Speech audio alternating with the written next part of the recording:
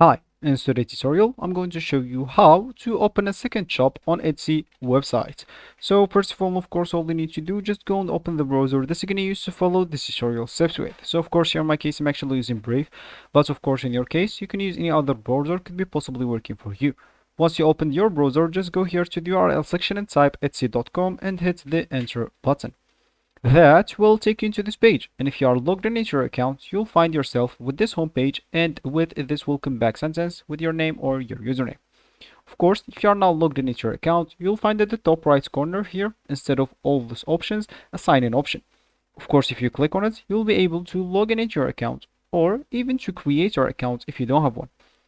And you'll even be able to do both options with your Google account, Facebook account, or an Apple account if you don't want to go through all the boring steps of creating your account, and of course it will be much faster.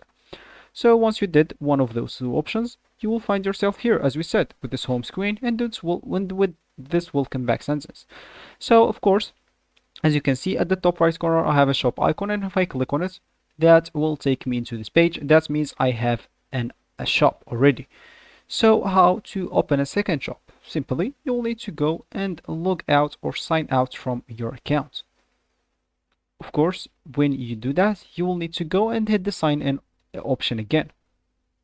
Of course, you wouldn't like to sign in with the same account.